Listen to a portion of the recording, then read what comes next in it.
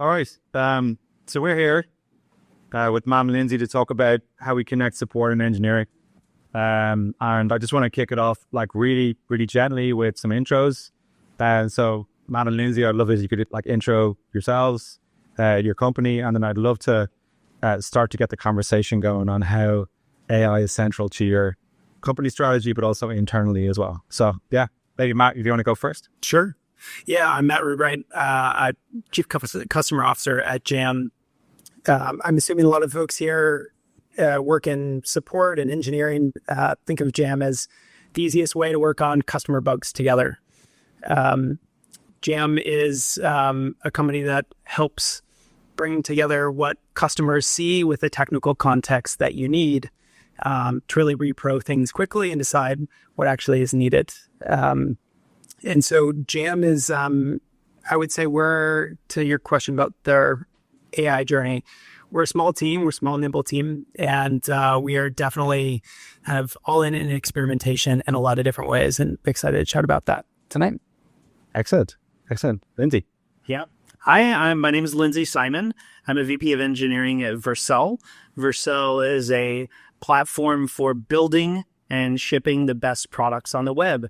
I've worked in web technology for 20 plus years, and my goal is to make your and my experiences incredibly easy, zero configuration, and slick. So my journey to Vercel actually starts with customer support, though. So I'm going to just use my intro to tell an anecdote about why I care so much about this problem space. I was working at a company called Salesforce, which you could have heard of. It was actually via an acquisition of a company that I worked at called Quip. Quip was and still is a collaboration tool. It's now built into Slack. But Quip was an acquisition, and my job there was running our infrastructure, security, and like really large customer product capabilities teams. And meanwhile, of course, I had side projects on this little site called Zeit. Zeit is the prior name of Vercel. And one day I was like, they shipped a new version of the build system. Cool. I'm going to use it because it'll make my side project faster. It's not going to make my side project faster, by the way. But of course, like every engineer, I think it would. So I want it to work. And it doesn't. So I wrote into customer support at Zeit.com, and I said, hey, here's my repository. Here's a PR that I tried. It didn't work. I don't know what I'm doing wrong. I don't know why you would help me. Why am I writing this email? Send. And, I forgot about it. And then in the afternoon that day, I went back to my day job and, talked to Salesforce people and stuff. And later that day, I said, somebody's contributing to my open source project. I thought that was really cool. And that happened. But I went to look at it, and it was a Zeit customer support engineer pushing changes to a PR to trigger builds on the Zeit platform to recreate and try to fix my issue. And I thought, holy shit, this is the future of what developer tools and customer support should be. It's proactive. It's not an email with a case number and hey, we're going to get back to you within 24 hours bullshit. It was real. And I wrote into jobs at Zeit.co. I was like, I got to work there. So that is why I care about this. I want customers and users to have delightful, incredible experiences when they're at their worst. They're frustrated. They're writing an email to support. They're not happy. So our job is to make them happy. Amazing. So for Intercom, the birth of Fin happened, I think, 2.5 years ago at this point in time. And we'd had plenty of investment in machine learning tools and sophisticated bots for many years before that. And we had this product called AnswerBot, which took a lot of energy to try and train and really make productive. And the inflection point for us was ChatGPT 3.5 release. That's the decision-making process where Des, our CSO, and our head of AI are like, oh, okay, something has changed here. And, like a number of months later, Fin was born, and now we're on like version 3 right now. And that was like the defining point of like AI and Fin, like in this latest wave being central to our strategy. For both of you, I assume you've gone through somewhat of the same journey, where the latest developments in technology have really shifted your strategy and how you embrace AI, both internally and as a product. I'd love to hear about that moment, if you had one, where it kind of shifted for you. Maybe Matt, you could start. Yeah, absolutely. I'll take it from more of the customer team lens. We're a team of 19 people, so small team, and a couple 100,000 people using Jam today. And so it's a lot of customers per employee to support. And so we had the benefit, I think, of being a startup and thinking of how do we design this from the start that's scalable. And so we really start on the customer team with kind of the tools and monitoring and things behind the scenes to be proactive, like Lindsay mentioned. And so simple experimentation with things that, my team and myself personally probably would have had less ability to do before. Simple things like, how do we actually, write the right SQL queries and automate that data flow into places where we're actually living and working every day to know who we need to be engaging with in our customer base and how they're using it, and kind of creating context of what like a thriving customer can look like, and using that to feed into say, hey, what customers may be falling behind that we care about. So there are all these like starting points, I think, of just internal monitoring so we can be more proactive in figuring out where the customer isn't quite experiencing what we'd hope to. But more broadly at Jam, I would say we probably start similar to a lot of the teams that are here, where like, hey, there's this great tool I've been playing with on my team. Let's give broader access to the team. Let's start experimenting. And I think what's really helped is, someone finds something that works and can show it and it feels magical. And that kind of encourages others to go try more where that might have felt daunting before. So that's definitely true on the customer team, where like, again, all of us are a little less technical by trade and are now finding new ways to like say, wow, how do we support many more people with many less people, but do it in a really proactive way. Just to follow up, like the framing of like understand when a customer is thriving. Like on the engineering side, very rare you hear that framing. It's always like when a customer is not thriving, right? Have you precisely pinned down what thriving looks like? No. No?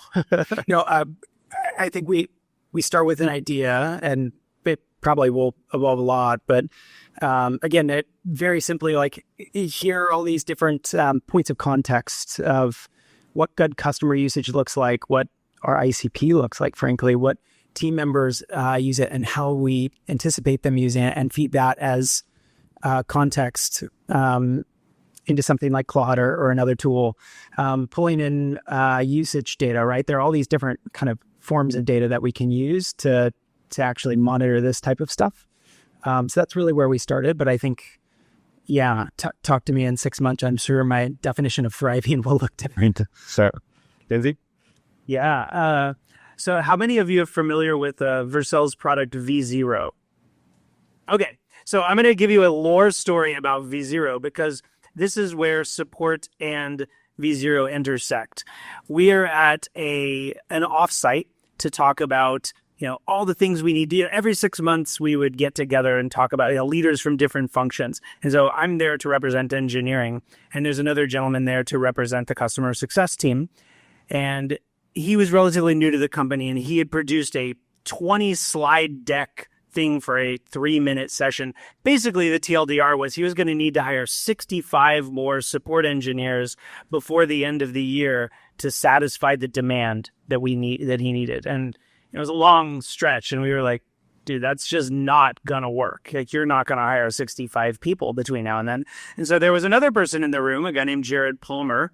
Jared had been noodling on this thing that could use AI, same ChatGPT 3.5 that time, to build web applications. And he'd been working with some of the engineers on the next team to build a thing that would show it side by side. And you could ask to build a thing, and it would build the thing, and it would render it, and which is kind of from a technical point of view, this is pretty amazing because it's Next.js in the browser. It's not obvious, but it is actually a very difficult and challenging thing to accomplish. And so they figured out how to do it. He's like, I think we've got this thing. So I'm going to build a customer support portal in this AI tool.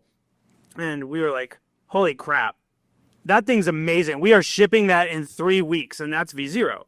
And meanwhile, I was like, holy crap, you're going to build a thing that builds websites, but we were here to solve a different problem. We were trying to solve this scalability of customer success. I'm going to go to our hackathon and build an AI tool that answers customer support queries. Like right at the time, we had this giant web form you'd have to fill out to be like, oh, which count are you in? Which is your project? What is your, like what area of the product is giving you trouble? It's really stupid, right? You could just write 3 sentences and we could fill out this entire form for you. So my hackathon project was to build /help. And after we so we did these right around the same time. We launched V0 and we launched /help at the same time. The cool thing was we did not need to end up hiring 65 new CS people. We started to build an engineering function to work with customer success because, that's the path. Like customer success is engineering. And, these two things were born right at the same time. And I think as an industry, a lot of the industry inflected here at this point. There had been really generic like bots, right? Like customers of were bots, but they felt pretty lame. And you mostly hated to use them. But then they started to get really good. And this is the era that we're in now. Like now we have an engineering team that works directly with customer success, and they're the same team. They're part of core software engineering, and this is about how people experience the product, and this is the best place for personalization, right? I know what you're probably dealing with when you come to /help. I know it's broken on your site, most likely. It's in the logs. Yeah, cool. So when you're in a situation where you're like, oh my god, we need 65 more people to cope with this, what's happening on the ground? Like, what's happening? Are you is it like an influx of customer support queries? Are you on the phone apologizing as much as you're actually addressing with the issues? Give us an idea of the scenario. Yeah, I mean, it is, a collection of things like, hey, what are these 429 errors? And probably when that happens, there's a couple of things that are likely going on. Like you are hitting a back end that's timing out. Most likely. And it's obvious from it's obvious from the logs, but it's not obvious to you, the developer, necessarily. But you don't need a human to go look at your logs to answer that. Like it's a great use case for a bot. So when you scale a platform and it gets starting to get used so widely, people start to hit a consistent set of problems. Or, there's an upstream provider that's down and everyone files the same ticket. Like, do we need support engineers to actually go deal with that? No, we need to be able to answer that programmatically. And so you need a system that connects to the live running infrastructure to know the state and health of the system to communicate that back to customers. We still haven't innovated on status pages. Everyone probably still uses Atlassian's status, pages. And it's terrible. Like that's my pitch to the industry, by the way. If you're doing a startup, go do a better job of this. Cool. In terms of like the customer perspective, shifting a little bit to the engineering perspective when that's happening, right? So like, there's loads of stuff on fire. We don't have any AI going on. How in that context are your engineering teams figuring out these little patterns between the things that might be happening, right? So obviously, like if you've got a lot of inbound, it might look like very different, but under the hood, it might actually be the same problem, And so, from your engineering team's perspective, does the introduction of AI help with that, like joining the dots between little bits in the logs versus having to go through all the logs? Is it proactive? Is it connecting like, hey, this customer's problem is actually this customer's problem over here? What does that look like for the engineer on that side of it? Yeah, I mean, the easiest example is if we're having an incident, you might think, oh, login is broken. Oh, my other thing, you get 10 different categories of issue, but they're actually all the same thing. And I think just being able to immediately say, hey, FYI, there is a service interruption right now. Is this potentially related to your problem? And more often than not, it is. Yeah. And on the customer side then, Matt, like when, do you see like cases either internally or with your own customers where, like customers are pushing in support tickets. They're like, the intercom's not working, the product's not working, and they're getting like super frustrated and they don't feel like they've got anywhere to go. Do you see that happening, and how does that manifest itself? Yeah, I think there's always a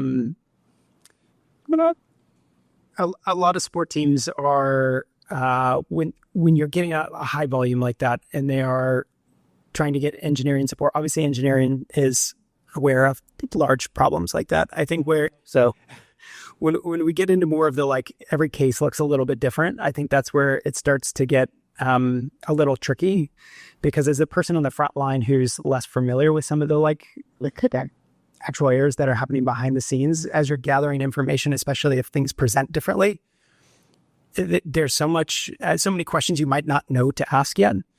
And so I think that's where it starts to get a little bit challenging, is like you're trying to gather as much information as possible and pass that along. And then that's going to lead to likely some back and forth with engineering. And if they're dealing with that systemic of issues, it might be a more frustrated conversation. But I think that's where there's some opportunity, right? Is helping support teams understand like what are the questions I should be asking, what should I be gathering to make the like entirety of this process for our team of investigation and ultimately resolution so much easier. So that's more of like when I'm talking to our customers, that's tends to be more of the source of the issue, is like our teams are kind of in this continuous learning of like, based on the context, what might an engineer need to know? And it's not going to be the same thing necessarily every single time. So yeah, that's where we see more of the conversation happening on our sides. It's interesting. And it's interesting, Lindsay, that where you have like dedicated, I guess, support engineer roles, or engineering is like super tightly connected to customer support. At Intercom, there's a bit of a distance, I think, between CS and engineering. Mm-hmm. And it in most cases or most weeks, the engineering team is busy trying to build out more of the Fin platform and more of the suite. And it's not often obvious to the CS team and therefore our customers why somebody hasn't responded to this ticket of this esoteric bug that's really frustrating for potentially even a big customer, and why we may not necessarily be attending to it or looking at it. And so being able to very easily group those concerns together, join the dots into some kind of theme, and then be clear between the support team and the engineering team about what the expectations are. We found that to be like a big unlock, because the lack of communication or the lack of understanding or even the lack of like triage or acknowledgement is something that can like make the frustration kind of boil over. And so there's a couple of things, like one, in the product, especially our AI Insights product is quite good at taking certain topics and certain themes and conversations and trying to join them into groups that you can see like, okay, there's a bit of a theme happening here across our conversations. And then separately, as internally for Intercom, as we have CS and engineering working together, we've been like, there's no other way around it, but like just building that very, very basic human conversation about, we're focused on this, here's why, you're focused on this, here's why, and here's what we can do in the interim.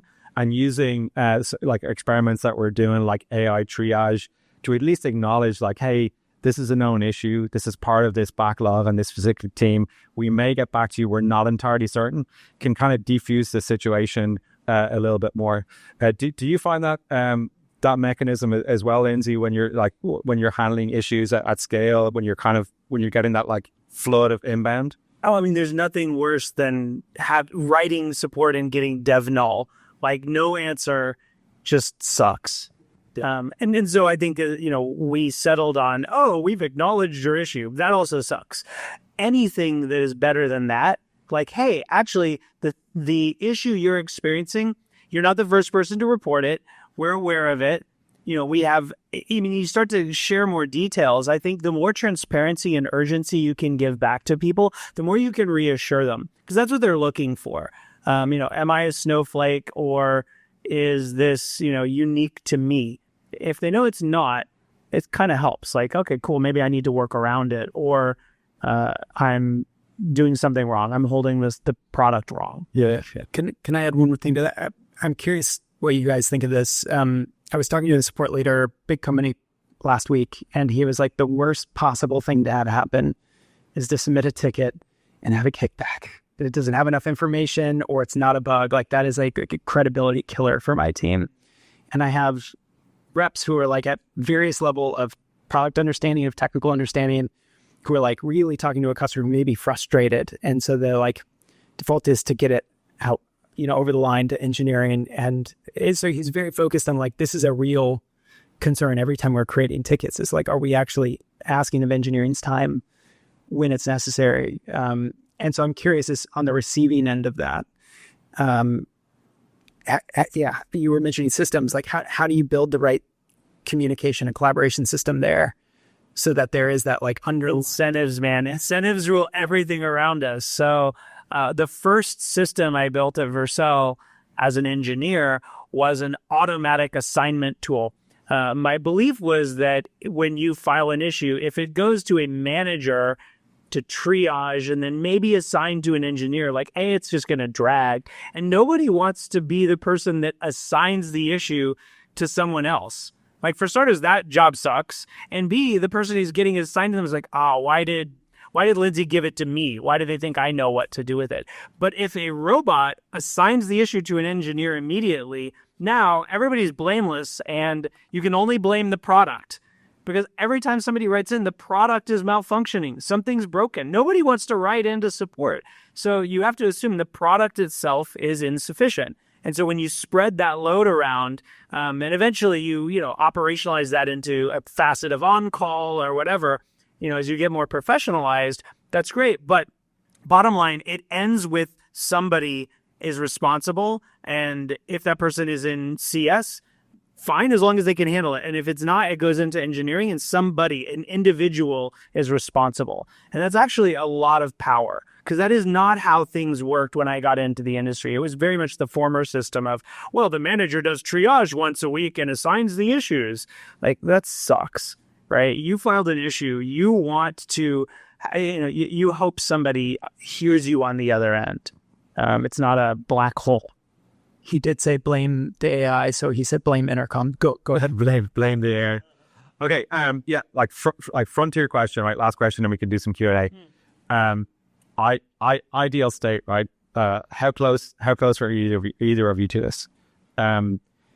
We're not as close as I'd like us to be, but customer files an issue. Looks like it's something that's blocking their workflow. May not necessarily be major enough to hit the engineering team. Claude picks up the issue. Claude has access to all of our repos. Claude tries to understand, diagnose the issue. Claude writes a fix. Claude ships the fix. Claude gets back to the customer. No humans involved, right? Like the ideal kind of like marketing pitch for agentic bug fixing. How close, Matt, maybe you can start. How close are you to that dream? We're not there, but that's actually where most of Jam's product lives, in that world, right? We collect a lot of context from a customer, what's happening on their screen, what they're saying, what's happening on their browser, and we can actually feed that through to Claude and other tools to help provide the right context prompting to come up with at least some diagnosis. If you followed us recently, you would have seen our team at OpenAI's Dev Day talking about a new product line called Please Fix, which is meant to be a part of the solution, right? As people like me and our marketing team and others can actually make changes on the website by themselves and actually create a PR. So I would say like we are dogfooding our own product, and we're making a lot of progress, but we're not to the ideal state yet, I don't think. Okay, cool. Daisy, how close? Yeah, we're trying to get ahead of you before you even file the issue. So we have a feature in Vercel called anomaly alerts. Like, you suddenly start to get a spike in 429s. Anomaly alerts have an agent that does an investigation that then can send you a PR through the Vercel agent. In that world, you're getting a PR before you've ever filed the ticket. That's cool. Yeah. And It's really good. yeah, I mean, it's and in the better world, we don't give you the PR to approve. We automatically submit it and start running it on 10% of your traffic to see if it's indeed fixes the problem, and then we ramp it up.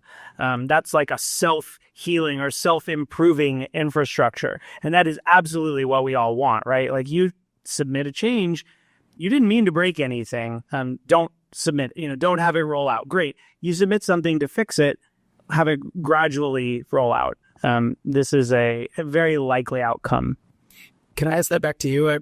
We were at Pioneer a couple weeks ago, and we heard teams that were like, yeah, our support agents have cursor, and like we are experimenting, right? There are certain like types of issues and things that we're encouraging experimentation and trying to understand like how far we can go with today's tools. So I'm curious what Intercom does. Yeah, it's interesting. Like the frontier is not the dream that I kind of laid out.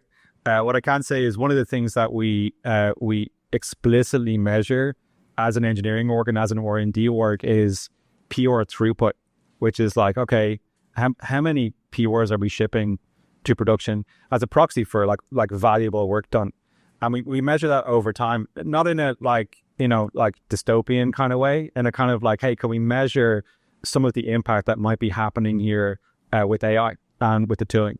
And one thing we see is that like we actually do see Claude doing some of the stuff pretty much on its own, like some of the like migration stuff, some of the very simple stuff on its own. So there's a bunch of PRs that will just never get done because no one's prioritizing them. So we're seeing a small amount of that happening.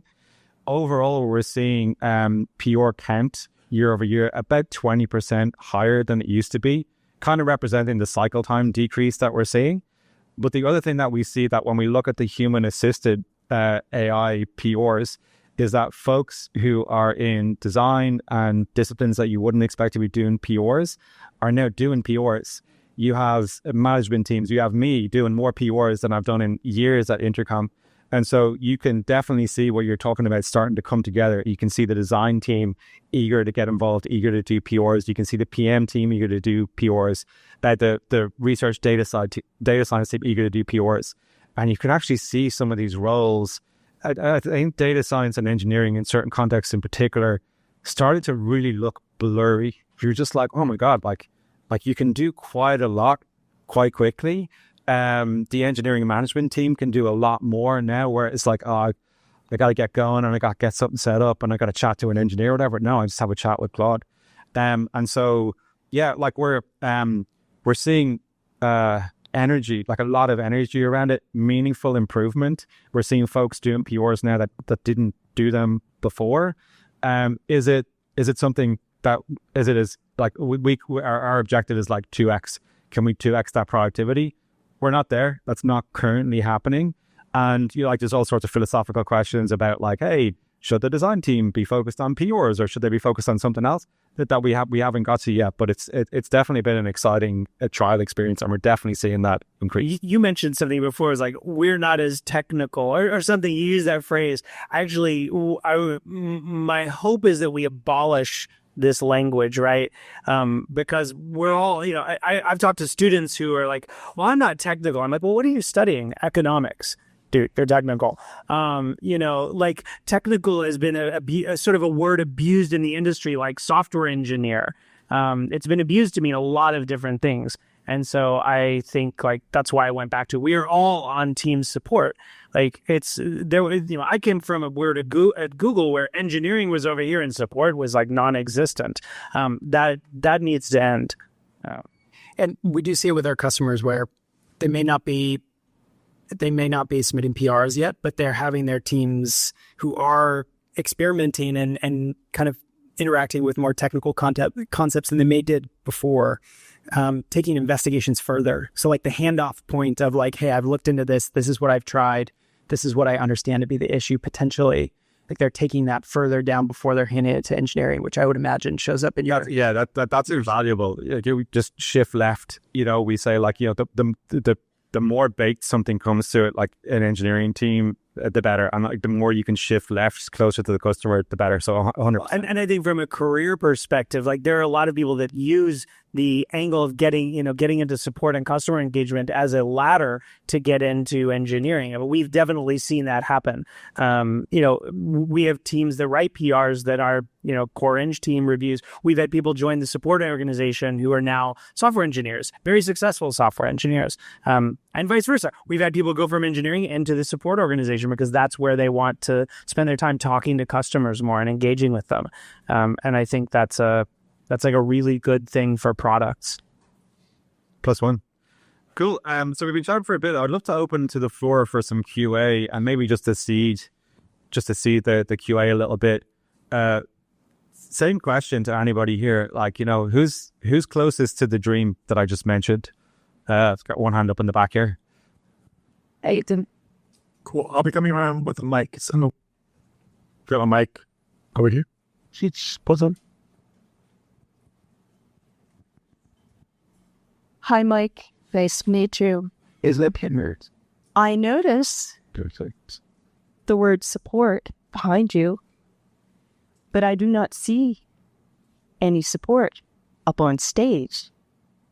Yeah. I work in support. I have a question for you, Lindsay. Does your engineering team have a dedicated quality assurance testing team? No. Then you are not on team support It's because you rely on support to do your QA. Well, I rely on my engineering team to do QA. That's incestuous. That's an opinion. It is. Because development has the goal of producing code that works in a time frame that meets objectives. QA has their own objective, which is to make it break. Two very different things. Would you agree? We try to break our own stuff all the time. Oh, come on. You should come to demo days at Vercel sometimes. It's a brutal experience. Okay. If you have someone else trying to break your code, that might be okay. But if you are trying to break your own code, that's not okay. And what I have seen is that there are a lot of boards and advisors who tell startups, you can save money by not having QA, just have your dev team do it. And what that does is that puts increasing pressure on support teams to handle failures in the field. And then we come to dev and we say, oh, this failed, that failed. And by the way, I have a degree in computer science and I used to be a developer for at least 10 years before I moved into QA and then support. So I can write a mean bug report with repro steps. There was a saying at CNET, oh God, you don't want a bug written by Sandra. So, one thing that needs to happen is that we need to go back to traditional QA. We need to have a QA team that has answers to no one but themselves. Can I ask a question? Yes. One of the newest members of our QA team, if you want to call it, is Claude, and Claude's been doing some pretty good reviews, code assists. Are you finding that that's something that's been of utility to you? I find that Claude helps me with a good prompt better than ChatGPT, which wants to be my friend and codependent. Okay. So I would say to something you're kind of hitting on.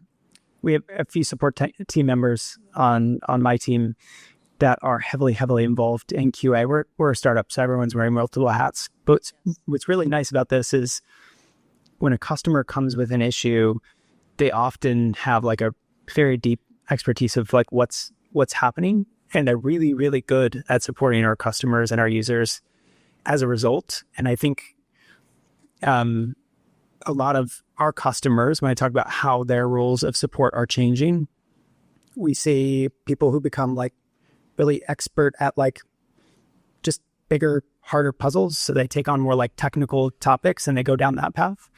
Or we see folks who are like to look at the entire customer journey and are becoming more of kind of that expertise of how these pieces of the puzzle fit together.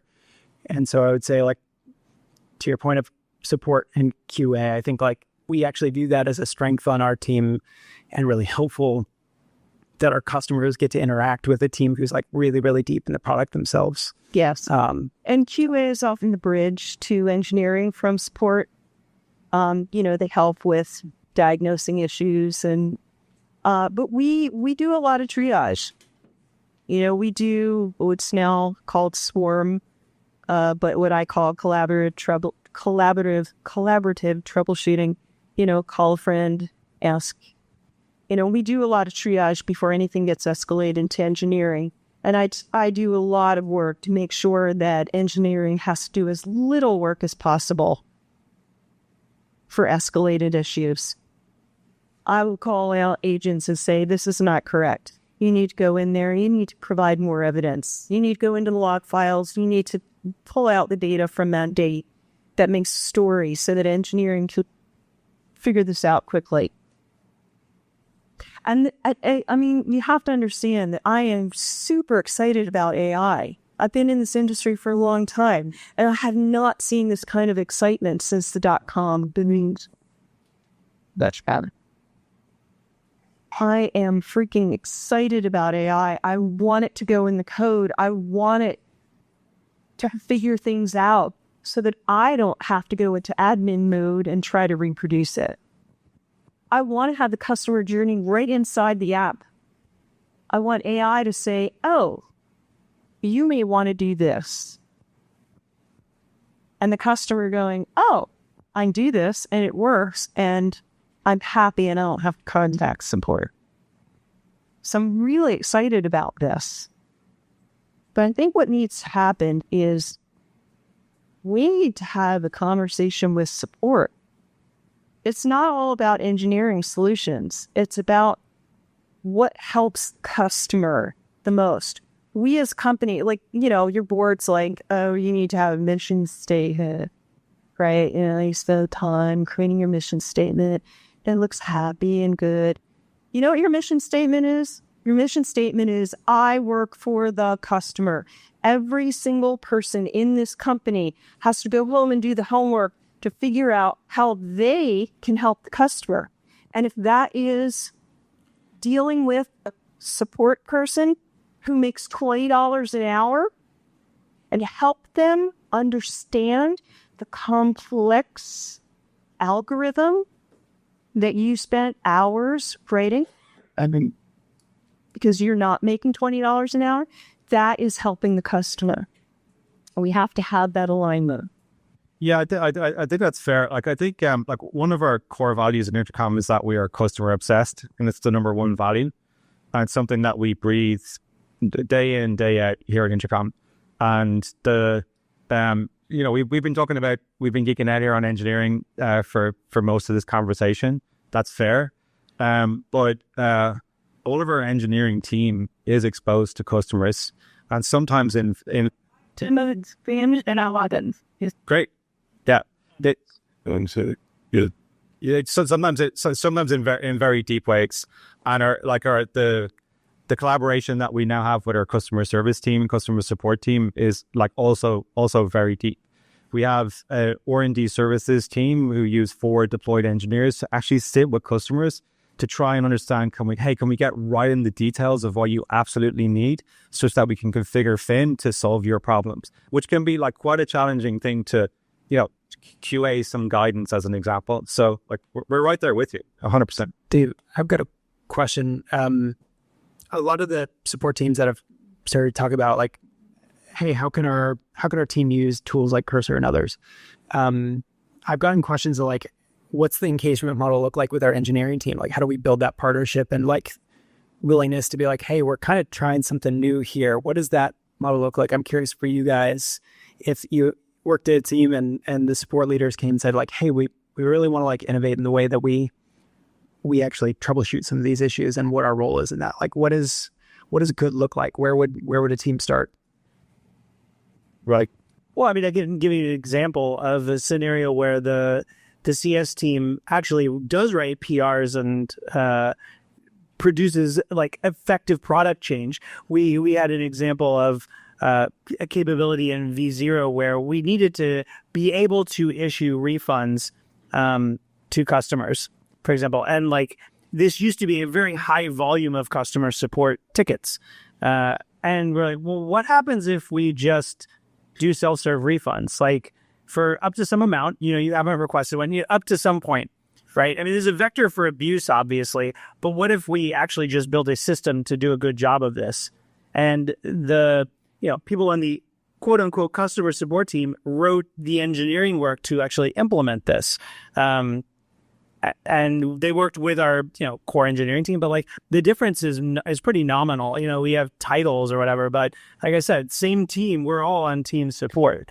I think that's a pretty good example of a case where, especially where AI tools will help break that barrier to, hey, I want to solve this problem.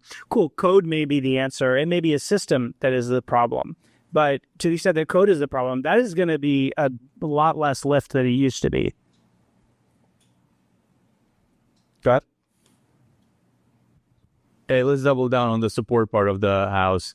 I have a question. So today I see there is a tendency where people stop looking for the button to make whatever action on the product, let's say to cancel a subscription or to upgrade it or check out on the help page what the next tier is about.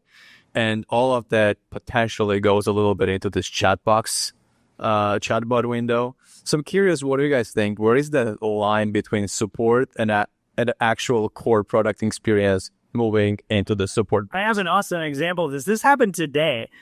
Surely my colleagues who are here must have seen this, but somebody was using the support tool to basically debug their application running on the platform. Like they were asking it, hey, can I'm getting a 404 on this page. Do you know why? Like they're basically just assuming it is Claude with access to it. I think that line is effectively, it is our job to make that line go away. There is a support experience that's independent from a product experience. They are the same thing. I'll give the counter example to that where we're seeing support go the other way. One of the things you can do in our product is essentially send a customer a link and they can record their screen. It gathers all the information. And you can embed that in help forms or in product buttons. And we've had customers who are like, that's not really today's support model, right? Like so they'd come to you and say, hey, through email or through chat or whatever, I have this issue, help me fix this. But we see others going the other way, which is like, what if we built support into the product experience and they could actually say, this is what's going wrong. And then we could actually solve that directly in the product. And that's like a newer thing that we're seeing, but more and more of our customers are talking about, instead of being like, wow, that would create so many tickets. It's like, well, imagine how much higher quality you could produce faster if you caught those things that may have before been like, this is going to take me a long time to engage support for this. Is it worth reporting this issue? So definitely seeing the opposite as well. Yeah, for us in terms of like I don't want to talk to the chatbot or whatever, when I have my issue. I think it does depend on the experience. I think more and more now folks are getting used to expecting that there's going to be like a deeper chat with folks. But for Fin specifically in tech support, in the tech support context, just continues to get more and more capable to handle, kind of like what you were saying, just to build on that, to handle a bit more of a sophisticated interaction, right? So it's multimodal. It can read screenshots. It can execute complex workflows, and those complex workflows can be user defined. So that could be, go and tickle our status page and see what's going on with our status. Is there anything specific we can learn? It could be like, hey, I've got the specific users details, their order, their specific set of log files. Try and discern what the next action might be. And so as that sophistication and as we start to get the LLMs to actually behave a little bit more in those complex workflows, we're actually finding folks asking, can we speak to the bot now? more than before. It's like, can I speak to a human? But legitimately, can I speak to Fin? We just see that happening more and more often, and not all the time. And I'm not trying to sell like a panacea here, but what you can do in terms of complex workflows, with minimal amounts of interaction with the text chat here, it's just getting easier and easier and better and better. Thank you.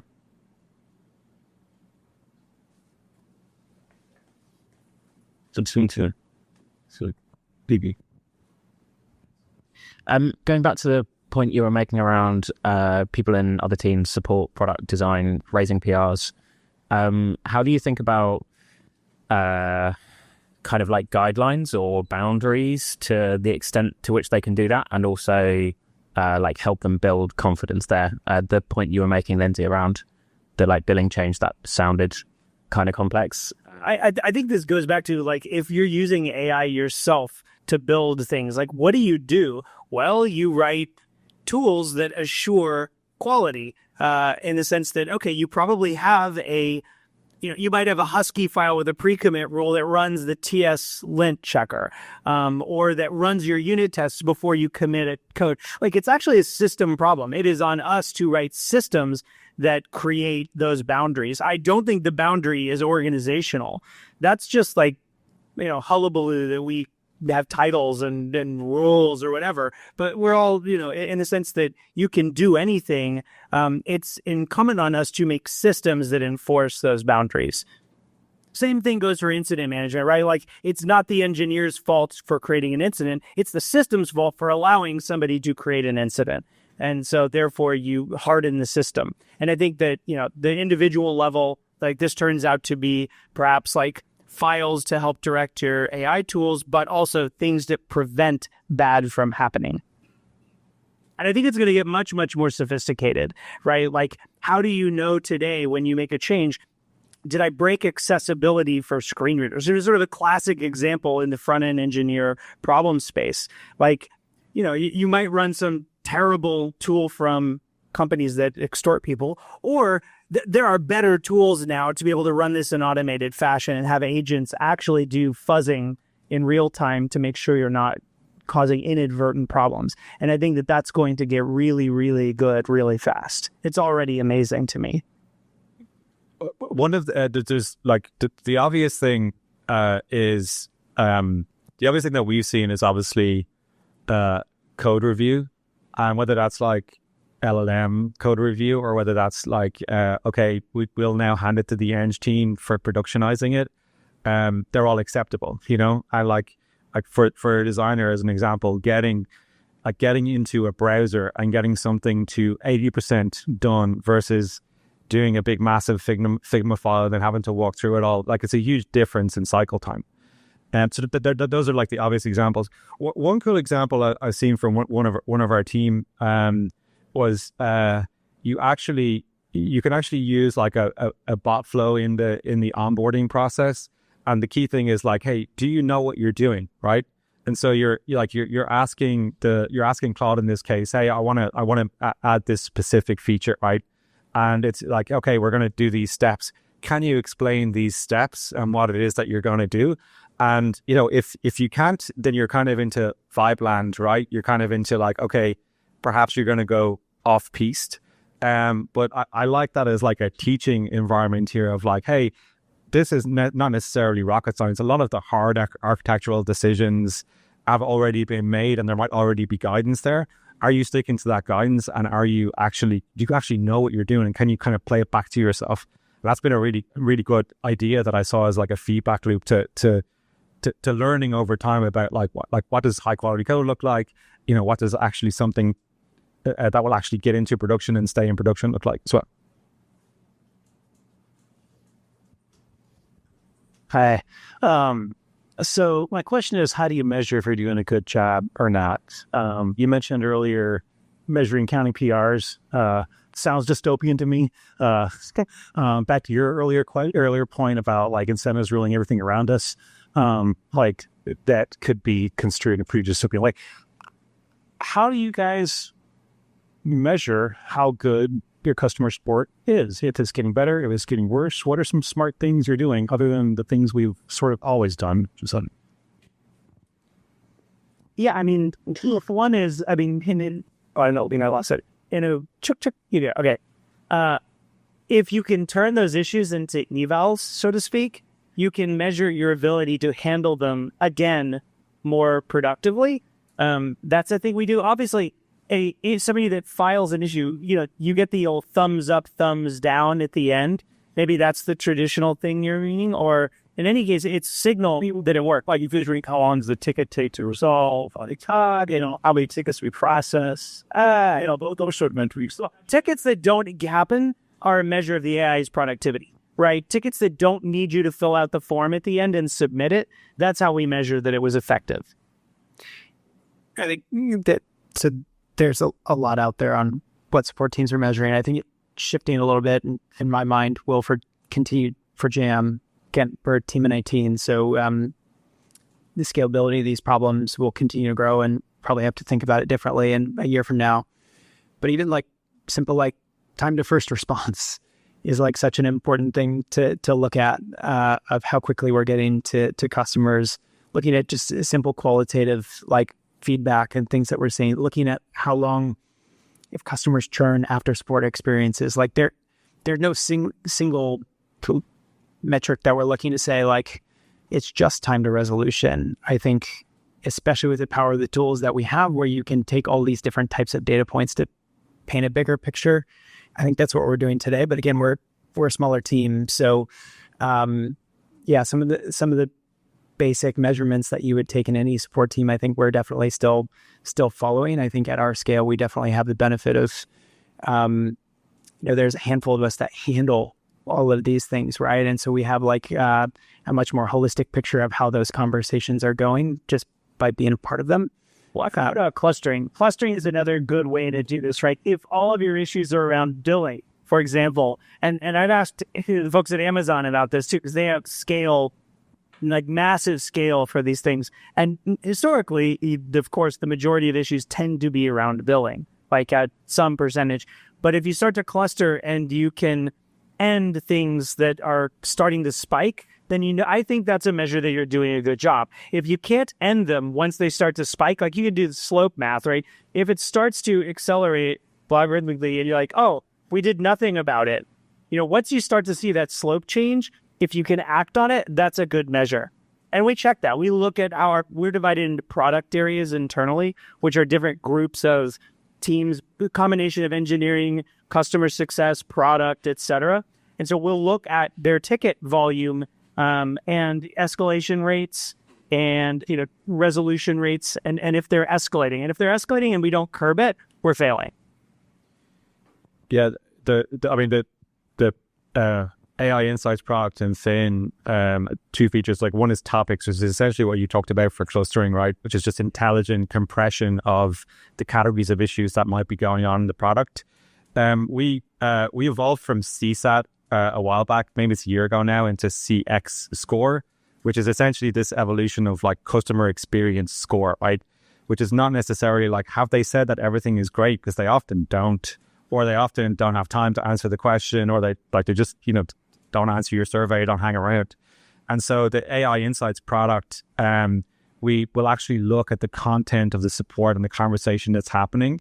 We'll look at it for sentiment. We'll look at to understand customer frustration. We can label that. We can label categories of topic and categories of issue of hey, something seems to be going wrong in billing right now, and a lot of our best customers seem to be very pissed off about it. You should know, right?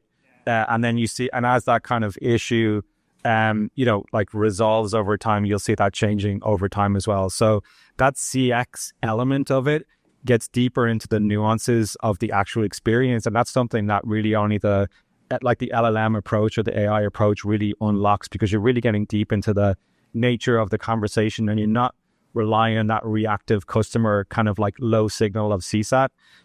So that's on the product side for sure. And then on the PR throughput engineering velocity piece, these things are only dystopian if they're kind of used in nefarious ways, but there's a lot of signal you can get from your from these kind of will eventually be used in discovery models. I mean, like I said, it depends on the leaders that are using these tools. If you look at these things holistically, things that are not useful are stack ranks. Like, hey, I want to stack rank my team, and this person is doing 15 PRs per week, and this person is doing 20 PRs per week. Things that are useful are like, hey, this team is in a phase where it's in a low velocity phase relative to phases it's been in the past. What's going on? If you see folks who have zero throughput, like they're blocked, like what's going on? Like, why is nobody shipping a PR? And then you can get like a rough sense of like, hey, what does throughput look like for a principal engineer or a senior engineer of a specific shape and a specific team, and you can start to get a feel for that. And it's literally just a tool, like an extra management tool that you use to coach your engineers, trying to figure out who's blocked. And the stack rank, like you must do 5 more PRs next week, whatever else. If you have the right leadership team, that kind of stuff doesn't really happen, in my opinion. Yeah, the ender's game can happen anywhere. But I agree with you. We use those tools to analyze like team effectiveness. And a lot of the times it's pretty traditional problems. Like, oh, this team is cross time zone, so their time to first review is low. That's why their throughput's low. Oh, duh. So what if you cluster the team a little differently? And it's good for that. Cool. I think we have time. But you mentioned AI tools, and I'll say there is an adjunct to this, which is and maybe you find this dystopian, but I find it interesting. There's a company that just got bought called DX. DX takes PR throughput and then analyzes complexity of the PR to produce what they call like a more of a score of complexity. True throughput. We use it. True. Yeah. 100%. And so it's actually pretty interesting. And I will say, you look in the top 20% in that bucket, generally speaking, it is the top 20% of the software engineering team. Not surprisingly, the people you expect. Yeah, it's 100%. Yeah. Go. Yeah. Time for one final question. Thanks for sharing your experience. I work in a lot of regulated industries like defense and government and finance. One of the things I find is a slower uptake of these technologies in those domains. And I'm curious about moving away from some technical sides. How do you get orgs that are somewhat conservative about automation because of downside risk to incrementally adopt things that will produce productivity gains and hopefully more customer success?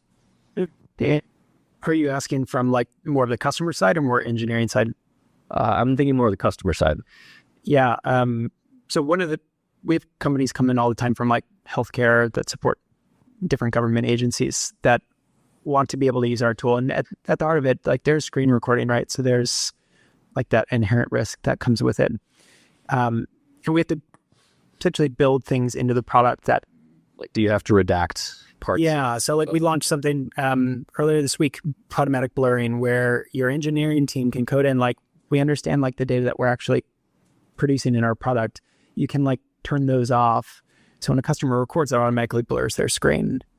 That's one element. That's obviously not alone by itself a solution, but we think a lot about like self-storage solutions, data retention strategies, right? There are all these different mechanisms, both at the point of capture when a customer is going through this experience, to make that something that they can rely on, that they trust, that takes care of their privacy. And there are things once you've actually collected that data that you can do to make sure that it's done safely. So I think we'll continue to invest there because, again, we are a screen recording tool, and we get these questions like right away. It's the first thing a lot of the companies, probably like yours, that would ask is like, how am I going to explain this to my CISO?